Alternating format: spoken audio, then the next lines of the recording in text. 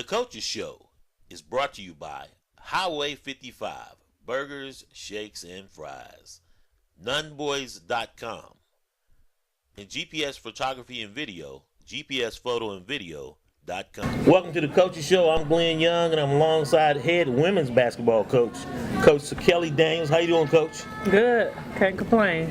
Man, I tell you, big things are popping in the women's basketball program. Yeah, we've been rolling. The Coaches Show is brought to you by Highway 55, where today they have the double dog deal for $5.99, 2 hot dogs and a Coke, or whatever drink you would want. I just had it, and it's pretty good. You full? Yeah, I'm good. I hope I can get through the show, though. But, yeah, it was great. Nunboys.com, marketing, advertising, t-shirts, GPS photography and video, 1080p HD, GPS photography and video, GPSPhotoandVideo.com. Coach, unlike the boys, I mean, you had a 3-game streak that you had to play. Friday night, Scotland. Monday night, Terry Sanford. And then last night, of course, Purnell Sweat. I mean, and this was a game that's the only time that they could get it scheduled, talking about Monday night with Terry Sanford. But take me back to Friday, Hall of Fame game. A lot of alumni in there. And you girls played inspired. I think they had a lot more energy this time, you know, because I told them before going into the game that we definitely had to play different than what we did when we went to Scotland County. So the momentum was up a little bit, the energy was up, and I definitely think they came to play. They really did. The crowd was pumping, but as we'll have it, you know, they faltered at the end, but I mean, much better. They weren't blown out per se. I think you lost by 14, I want to say, the first game against Scotland.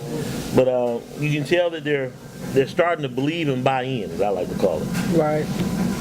Take me to Terry Sanford, Monday night.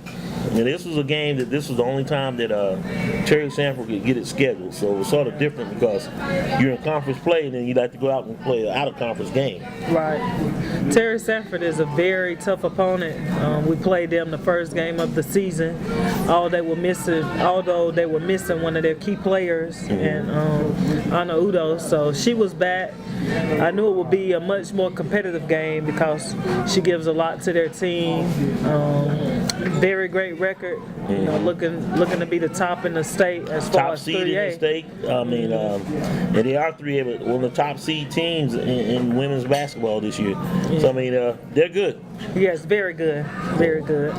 Well coached, disciplined, and they play hard. I mean, they know what it is like to play as a playoff team. And this year probably looking like a playoff contender for the state. So, you know, we knew it would be a tough game. You very well could see them again, maybe. You never know. Who are your top performers from Scotland? And last night, of course, being the senior night. Emotional game on senior night. Not everybody rises up to the occasion. Mom and dad is there. Kids get a little melancholy. I mean, how did they do? I told the girls have fun. Everybody was able to play last night. Everybody had at least one stat that was positive, whether it was an assist, a steal, or scoring, rebound. So it started all your seniors too, which is rare. I mean, not every coach would do that, but you did. Right. I just wanted to give them an opportunity to show their stuff. So it definitely was not about me. It was their moment, you know, to seize and enjoy and cherish. So you know, I tried to let my guard down and relax and let them be the captain of the ship. Now, I talked to Coach Patterson earlier. You got 6 seniors. And I thought he was going to tell me when I mentioned did the players get melancholy? He was talking about how bad it was on him. I said, well, Coach, did you need some tissue? I'm like, Rick, how was it for you and the 6 seniors that you have? It was tough because with basketball, it moves so quick that I don't think you really realize a lot of things until right there at the end. You know, at this point, the regular season is winding down and we're looking at getting into postseason. You know, when you get into postseason, you lose, you're gone. That's it. So senior night kind of made me bring that to surface. I have 6 seniors that are definitely valuable in their own way to our program, and I'm gonna miss each one of them. So. Tell me about those 6 girls. My 6 seniors. Whew. First year, you coaching, you being the new head coach. How did they respond to you? It's like, it's tough on a senior, I think, in that last year when you changed coaches. And I saw it play out in football as well when we changed coaches. Because you come in your senior year, that coach doesn't know you, doesn't owe you anything. And it's like, where do I stand with the coaches? It's like the theme of the whole year. I think it helped that I knew the girls a little bit before I became the head coach and came into the program. So that gave me a little bit of a head start. They didn't really have to get to know me, but they did have to understand me in a coaching perspective as their coach. But the seniors have done a great job adjusting, doing whatever I ask them to do, doing what I need them to do. Always being there to pick up their teammates. I think that they have great leadership and that they've shown a lot of character this season. And what are their 6 names? Deja, Alexis, Nadia, Shalea, Mikhail, and Didi. And all the parents were there last night. It was something to see senior night. Got some great pictures. They're up at the GPS Photography and Video Sports page. Go out there and see them, and I also tag the coach's page as well. Well, I mean, when you look at it, Coach, 3 games with that short amount of time, getting ready to play on Friday night, you think it's going to hurt your condition? What's your girls' mindset now? Well, the after 3 coming games, after some high emotional games, right? And now, I think they know what's at stake. I really try to put that in the forefront of their minds. That we're not just playing now, although before, it might have just been another game. It's no longer just another game for us, right? Because we're looking to be in the state playoffs this year. So every game means something, whether it's Purnell Sweat or Richmond, who are at the bottom of our conference, or it's Lumberton or Scotland. Right. It's definitely a game that we need to win. Right. So you don't want them to get lax because you finally think, well, you know what? Nobody expected us to be this good anyway. We've done all right. Maybe this is good enough. I mean, do you feel like they're acting that way? I know everybody around you is like, well, we didn't expect them to be that good anyway. So anything you do from this point, I think, is a plus. But what are your kids? How are they responding? I think they feel good about themselves and feel good to have a Lady Bucks uniform on when they come out and play. Right. They play with a different attitude, which I can definitely appreciate a lot, especially knowing where they came from and how far we've come this season. So, at times I try to make sure that I always realize that, where we came from and where we are now. And I definitely don't think they thought it was going to be a playoff season. Right. That's for sure. So, I mean, anything y'all do beyond this point is, extraordinary. Right. But now once the expectations are established, now the expectations become the standard. Right. And that's just a part of being a standard of excellence. Coach, when we come back, we're going to talk about coming up in the Ask the Coach segment, a little bit about the playoffs, and then Pinecrest on Friday night. So we'll be right back. Welcome back to the Coaches Show. I'm Glenn Young alongside the head women's basketball coach, Coach Sakellie Daniels. And we're at Highway 55 where you can get the double dog deal. And tell you, Coach, it's sticking to me. I mean, it's stuck to my ribs. I'm in good shape. Ask the Coach segment, talking everything playoffs. So, first question, with a win on Friday night, where would that put us in the playoffs?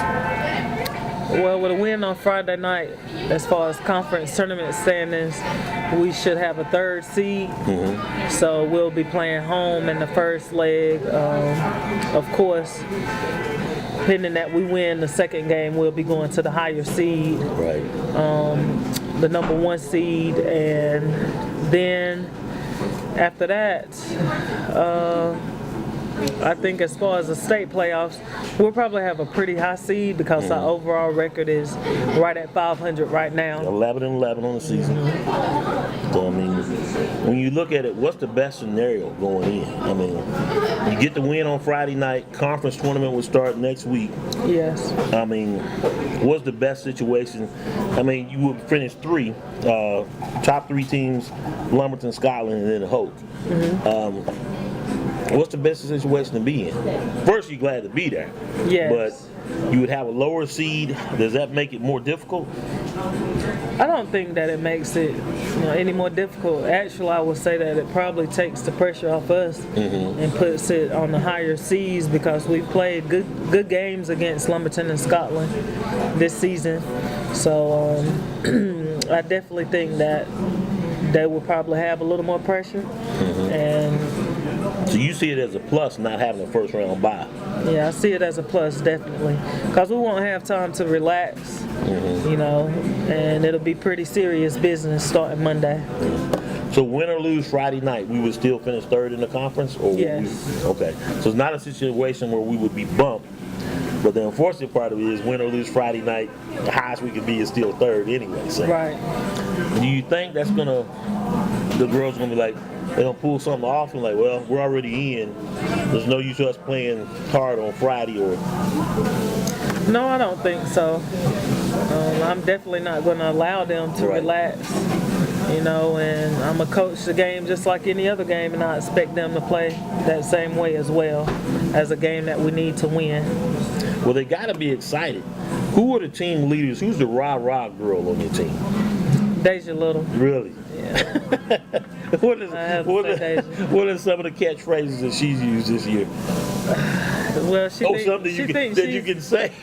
She thinks she's Steph Curry, so right. Yeah. Good deal. So what doesn't she say?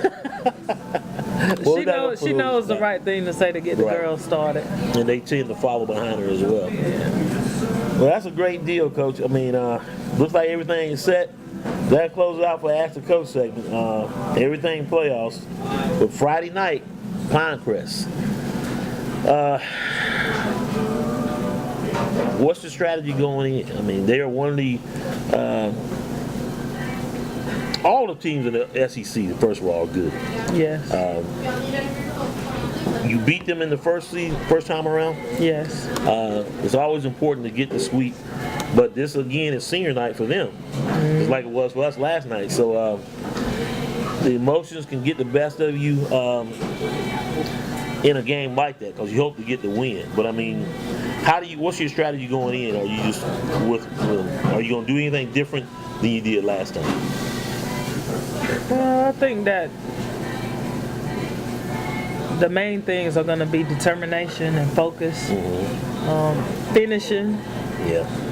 So I don't know that we'll do anything different. It depends on what they bring. We're going to do what we need to do to try to win. Right. So, whether that takes us doing something different than what we did to play them the first time, we'll be ready to change and make that adjustment if we need to. Do you think you'll play more press this time to try to get more turnovers, or just see what they come and just make adjustments from what they do? We'll go with the flow of the game. Okay. We'll only pressure as much as we need to, but we're going to play it smart. So, not going to force anything. Coach, we've been sort of hard on the men's basketball team as far as the foul shooting. But how have the girls been? We are improving. I think our best game so far, we were, 11 for 13. Recently, I think on last week, we were 9 nights out. So that was great. I was very proud of my girls. Because, of course, you pretty good shooter. So we're looking good. Yeah, the boys have had a bad way to go in that regard. Injuries. Everybody's healthy. Yes, everyone's healthy. No one's at a point where they would be. Do you see this as a game when you're playing a team that has nothing to play for? That they might try to get one of your players rejected? Do you see things going that way, or you trying to bait your girls in? Because if they get ejected, then they can't play the next game, which would be, in fact, a playoff game. or the conference tournament game? Well, we haven't faced any scenarios like that thus far.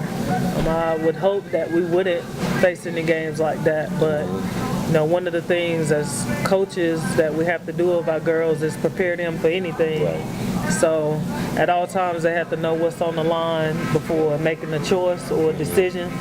Just like when they go out and start playing the game, Right. as far as a possession goes, you have to make the best choices in that possession that'll work for the team. So we need every player, and hopefully no scenarios like that will come along. And this hasn't been an issue all season. No. Of course, so it's not like, but you never know. You never know. You have to be prepared for everything. Like I said, I'll express the importance of keeping your cool, when we go to Pinecrest on Friday night, because I know it'll probably be a hostile environment. No question. A lot of folks out. Yeah, being senior night and stuff. They usually have a very big student-based section. They do. So it's like going to a little small D2 college. Yes, absolutely. Crowd will be in it. Do you think there'll be more pressure on them because it is such an emotional night, being senior night? No. I haven't even really explained to the girls how important the game is for them versus how important it is for us. I don't want to put too much of the focus on Pinecrest and then we forget about what we need to do. You got to play your game. Right. Coach, earlier in the season, I asked you this question. What were your expectations of this team, and how good could it be? You played one game left in the season. You're probably in a better position to answer that question now. What's your analysis? How good did they meet your expectations? Were you as good as they thought they were going to be? The record is about what I thought it would be. I said that we would probably be at about 500 or so. Right. So we are 500 at this moment. Yeah, but I don't think that we play how our record looks. We definitely don't reflect that. Could have been better. So we're playing good basketball.